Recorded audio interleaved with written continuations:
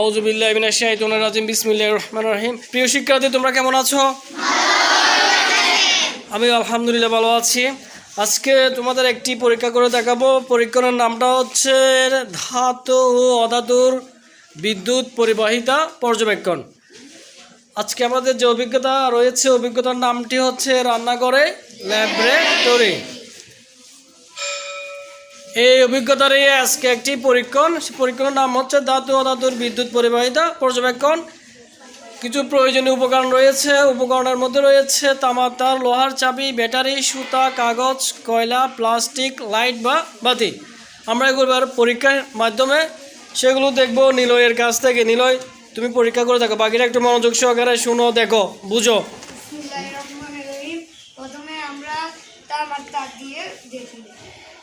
প্রথমে আমরা তামার তার দিকে সবাইকে উপরে করে দেখাও, উপরে করে সবাইকে দেখাও জলে কিনা। এদিকে আসো, এখানে দাঁড়াও। হ্যাঁ, এখানে দাঁড়াও, সবাইকে দেখাতে হবে। প্রথমে তোমাকে দেখাতে হবে এটা কি ব্যাটারি, এটা হচ্ছে তামার তার, তারপরে যে এটা হচ্ছে লাইট। এটাকে দেখো সবাইকে।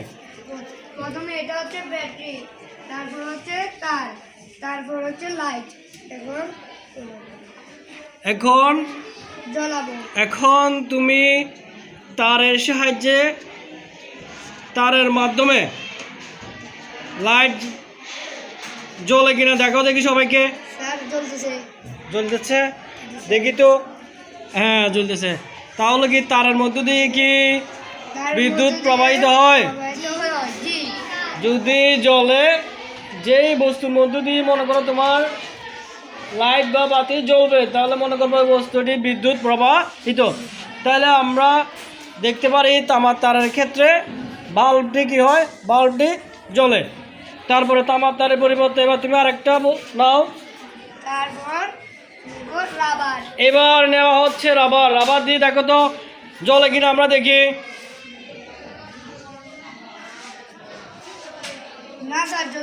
উপরের দিকে সবাইকে দেখাও, সবাইকে দেখাও তো জ্বলতেছে কিনা।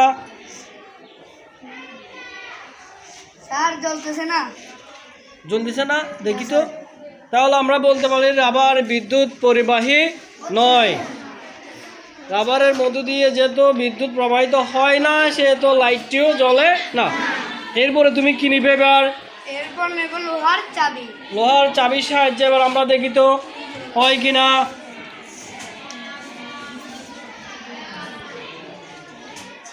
সবাই দেখে ওইভাবে দেখাতে হবে।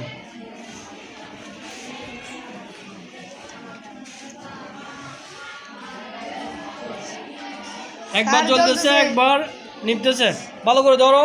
হ্যাঁ, জ্বলতেছে। এখানে কি কি আছে? চাবি আছে, তামার তার আছে, হ্যাঁ হ্যাঁ, রাবার নাই, ব্যাটারি আছে। তাহলে আমরা দেখতে পাচ্ছি লোহার চাবির ভিতর দিয়েও বিদ্যুৎ প্রবাহিত হয়ে বাল্বটি জ্বলে। তাহলে লোহার চাবি বিদ্যুৎ পরিবাহী একটি পদার্থ। বুঝতে পেরেছো? এরপরে তুমি কি নিবে এবার? কলম, প্লাস্টিক দিয়ে তৈরি কলম। দেখো তো কলমের মধ্য দিয়ে বিদ্যুৎ প্রবাহিত হয় কিনা। ভালো করে দেখো, বাকিদেরকে দেখাও প্লাস্টিকের ভিতর দিয়ে বিদ্যুৎ প্রবাহিত হচ্ছে কিনা। হচ্ছে না। এরপর কি নিবে? সুতা। দেখে এবার সুতার ভিতর দিয়ে বিদ্যুৎ প্রবাহিত হয় কিনা।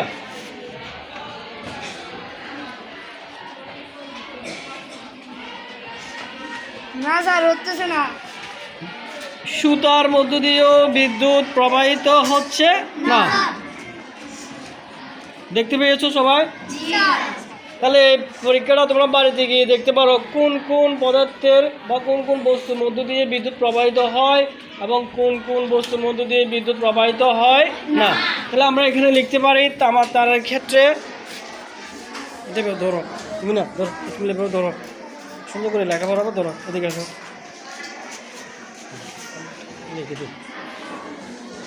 তামার তারের ক্ষেত্রে কি বাল্ব জ্বলে?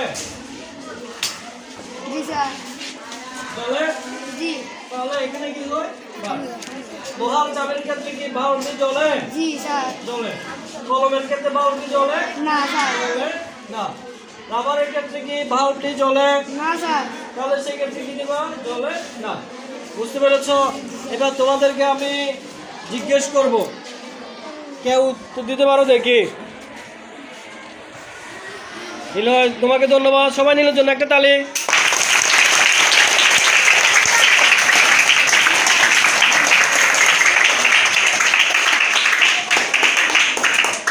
এবার কেউ একজন আমাকে বলো, তামার তারের মধ্য দিয়ে কি বিদ্যুৎ প্রবাহিত হয়? এটা তোমরা কিভাবে করতে পারবে পরীক্ষাটা? নিবিড় বলো। আমরা একটি ব্যাটারি ও একটি লাইট বা বাল্বের সাহায্যে একটি জোড়া করে তামার তারকে অন্যের সাথে অন্য বিদ্যুৎ যাওয়ার বাল্বে সংযোগ করে আমরা এই পরীক্ষাটা করে দেখতে পারি। সাবাস। লাইটটি জ্বলে তাহলে আমরা বুঝে নিব তামা- তামা দিয়ে বিদ্যুৎ প্রবাহিত হয়। হ্যাঁ, যদি না জ্বলে তাহলে ধরে নিব। প্রবাহিত হয় না, কিন্তু দেখা যায় যে তামা দিয়ে বিদ্যুৎ প্রবাহিত হচ্ছে। ধন্যবাদ। তামাকে বিদ্যুৎ পরিবাহী বলি। পরিবাহী বলি। তামার তার হচ্ছে বিদ্যুৎ পরিবাহী। ধন্যবাদ নিবিড়কে। সবাই নিবিড়ের জন্য একটা তালে।